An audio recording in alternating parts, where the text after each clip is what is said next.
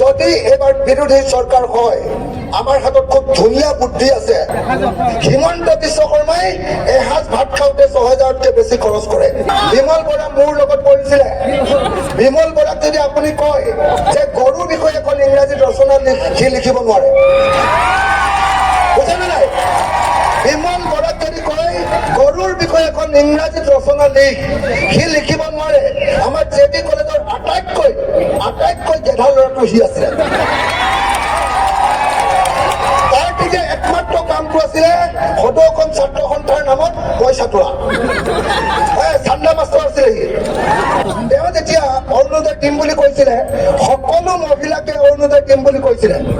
এতিয়া এখন গাঁৱত বা এখন বাগানত ১০০ গৰাকীৰ ভিতৰত ৫০ বা ৬০ গৰাকীহে অৰুণোদয় পায় আৰু ৪০ গৰাকী অৰুণোদয় নাপায়। হয়নে নহয়? হয়নে নহয়? তেওঁ অৰুণোদয় দিম বুলি কৈছিলে ৩,০০০ টকা, দিছে ১২৫০ টকা। আমাৰ যদি চৰকাৰ আহে, গৌৰৱ গগৈৰ নেতৃত্বত যদি আমি চৰকাৰ কৰিব পাৰো, আমি আপোনালোকক অৰুণোদয় ৩,০০০ টকা দিম আৰু প্ৰত্যেকগৰাকী মহিলাকে আমি অৰুণোদয় দিয়াৰ ব্যৱস্থা কৰিম। ভাল হ'বনে? ভাল হ'বনে বেয়া হ'ব? আৰু হিমন্ত বিশ্ব শৰ্মাই কৈছিলে যে মাইক্ৰ' ফাইনেন্সৰ ধাৰ মহিলাবিলাকে কোনেও মাৰিব নালাগে, ধাৰ মৰাৰ দায়িত্ব হিমন্ত বিশ্ব শৰ্মাৰ বুলি কৈছিলে নে নাই? ধাৰ মাৰি দিলে নে নাই? দিলে নে নাই? নাই দিয়া। আমি কথা দিছো আপোনালোকক, মই কথা দিছো, ৰাইজৰ দলৰ সভাপতি হিচাপে কথা দিছো, যদি এইবাৰ বিৰোধী চৰকাৰ হয় আমাৰ হাতত খুব ধুনীয়া বুদ্ধি আছে। মই ৬ মাহৰ ভিতৰত আপোনালোকৰ মাইক্ৰ' ফাইনেন্সৰ ধাৰ মাৰি দিয়াৰ ব্যৱস্থা গ্ৰহণ কৰিম। হয়নে? এতিয়া আৰু কি লাগিব? কি লাগিব? ৰাইজক কি লাগিব? ইয়াত চাহ শ্ৰমিকসকল আছে নে নাই? চাহ শ্ৰমিকসকলক ৩৫১ টকা হাজিৰা দিম বুলি বিজেপিয়ে ২০১৬ চনত কৈছিলে আৰু কৈছিলে যে ৬ মাহৰ ভিতৰত আমি ৩৫১ টকা দিম। দিলে নে নাই? কিমান দিলে? ২৫০ টকা হয়নে নহয়? ২৫০ টকা হলে এমাহত ৬,০০০ টকা দৰমহা পায়। হিমন্ত বিশ্ব শৰ্মাই এসাঁজ ভাত খাওঁতে ৬,০০০তকৈ বেছি খৰচ কৰে।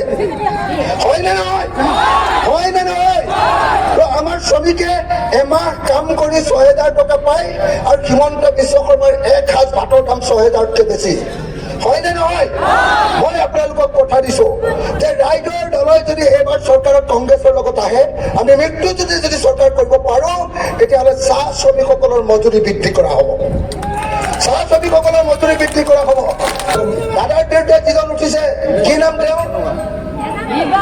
কি নাম? বিমল বৰা মোৰ লগত পঢ়িছিলে।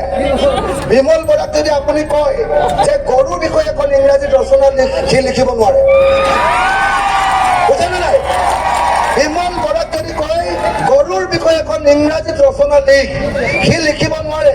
আমাৰ জে.ডি. কলেজৰ আটাইতকৈ গেধা ল'ৰাটো সি আছিলে। তাৰ যে একমাত্ৰ কামটো আছিলে সদৌখন ছাত্ৰ সন্থাৰ নামত পইচা তোলা। চান্দা মাষ্টৰ আছিলে সি। হয়নে নহয়? গতিকে চান্দা মাষ্টৰক আৰু ইমান দিন শাসন দি থাকিব নালাগে। বিমলক এইবাৰ আমি বদলাব লাগে। বিমলৰ দাদাগিৰি বাঢ়ি গৈছে। গতিকে মই সকলোকে একেলগতে এইবাৰ আমাৰ প্ৰাৰ্থীৰ নাম কি? কি নাম? বিপুল গগৈৰ নামত সকলোকে এটা শ্লোগান দিবৰ কাৰণে অনুৰোধ জনাইছো। বিপুল গগৈ জিন্দাবাদ! বিপুল গগৈ জিন্দাবাদ!